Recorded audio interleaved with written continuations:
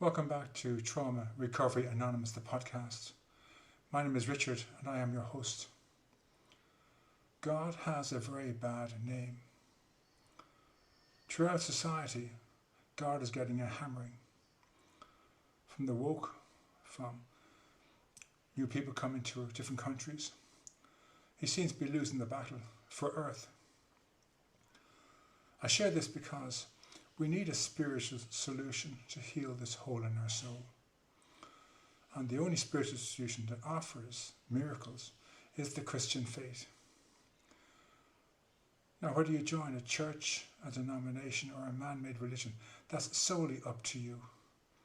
You might find the idea of fellowship very helpful in your journey to recovery. And if that's so, go for it. I'm not saying you shouldn't. It hasn't worked for me, but I'm different. It could probably work for you very well. But the bottom line is we're trying to claim miracles. We're not trying to change water to wine or to raise the dead. We want to claim miracles of peace of mind, whether for 3 minutes, for an hour, for 90 minutes, for 3 hours, or for 8 hours at night time for a good night's sleep. We want to claim miracles of peace of mind. That's the only miracle we're striving for. Most of us who experience trauma of any kind suffer with terrible nightmares, flashbacks, bouts of moods, and we can be triggered easily by those around us. This can cause a kind of insane madness in our heads. I used to think if someone could offer me 3 minutes of peace of mind, that would be a miracle. And then I learned that I can claim up to 8 hours at a time. I can claim up to 24 hours at a time. Now 24 hours is too much for me. Unfortunately, the voices in my head, my demons, were my constant companions, and I wasn't ready to get rid of them altogether. But then I learned I can ask for 3 minutes here or an hour here, and most especially, I learned to ask for 8 hours at night time, so I could have a nice, peaceful sleep. And that's what I did the very first time. I couldn't believe it. I used to think that 3 minutes was a miracle, and then suddenly I'm asking for 8 hours and getting it. A breath of fresh air. I didn't have to tell anyone I was doing this. I didn't have to join any church or any denomination. I kept it quiet. I don't really tell many people, except on here, I'm saying it today. But I pray all day long. I want miracles all day long. I just didn't want just one miracle. In the healing event, healing any trauma memory, the foundation stone is performing 7 miracles upon yourself. And then the big miracle is when you give the details and the baggage of the past back to your younger self, and you visualize them leaving this plane of existence. The beauty of it is very hard to put into words, but you'll know the difference. Once you've done this healing event in less than 2 hours, you'll feel this release from your body. Very hard to describe, mentally, physically, emotionally, and spiritually. And after experiencing these 8 miracles, you're ready to ask for miracles all day long. We know we have family and friends who would laugh at us, who would belittle us for praying, so we keep it to ourselves. This is about self-care, about being selfish and self-centered, about you taking care of you, you healing you. If your therapist tells you that medication is the thing, you take medication. Well, if I'm telling you for a spiritual solution, you have to claim miracles, you claim miracles. Again, whatever denomination you are, go for it. If you haven't got a denomination, go for it. But unfortunately, God's got a very bad name, and we begin to think that he's not worth it, or he doesn't really care. And he gets blamed for so much. It's like a man driving a car and he crashed the car and killed somebody. Do you blame the car for crashing the car, or the person who's driving it? God gets blamed for more things that he's responsible for. It's the man who's the perpetrator of the crime. So someone who represents God or uses God as a weapon against you, that's the problem, not what he uses against you. So understand, God gets a bad name, but you're not worried about anyone else. You're talking about finding a way that you can claim miracles solely for you. The benefit is, by you claiming miracles and getting them, everyone else will benefit from the change in you. When you gain peace of mind and you're out for a date with somebody else and they meet you and they can't believe how calm you are, they're benefiting from being around you when you're calm and not when you're hyper and angry. Around your children, your loved ones, your family of origin, they meet you and you're calm and serene rather than being a raging lion. They'll see and benefit from the change in you. And all you're simply doing is you're learning how to say a prayer to God to give you peace of mind for X amount of time. It's a kind of a quid pro. You give and then you get in return. So you give God everything from the past, everything for the unknown future. You give him the voices in your head.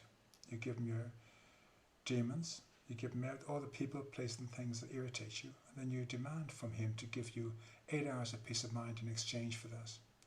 And you tell him you're giving it to him freely and unconditionally. And that's it. And then go about your day and find that in that moment, for some reason, you have peace of mind.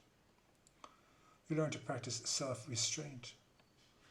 There are people out there who want to press your buttons, who get off on pressing your buttons and triggering you.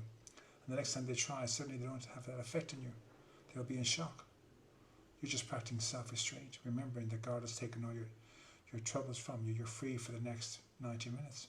When your 90 minutes are up, you can ask for another 90 minutes or another 2 hours, or another 8 hours, or another 5 minutes. You learn to ask for the time you need for you, for nobody else, not for me, not for anybody else. Everybody else will benefit from you doing this. You may never go to church in your life. You may never join a denomination in your lifetime. That's okay. God wants a personal, intimate relation with you. He wants you to go into your bedroom, lock the door, close the curtains, turn off the lights, climb into your closet, your wardrobe, and in silence, in secret, tell him what you want.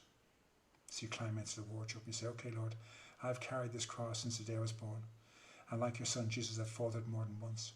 This carries all the pain of the past, all the depression of the past, and all the anxiety of the unknown future. And the voices in my head that undermine and ridicule me and tease me. And these people who irritate me. And name the people if you can, whether it's your parents, your in-laws, your outlaws, your boss, your colleagues, name each of them. These people and these things, these places. I give them all to you in exchange for 8 hours. I give them to you freely and unconditionally. Thank you. And then you go to bed, you lay in bed, close your eyes, and you wake up suddenly 8 hours later and you realize you performed a miracle. Again, you may want to shout it from the rooftops. I keep it quiet and just keep doing this until you get good at it. And it becomes a part of your life. And then maybe you might tell people, but you be selective about who you tell.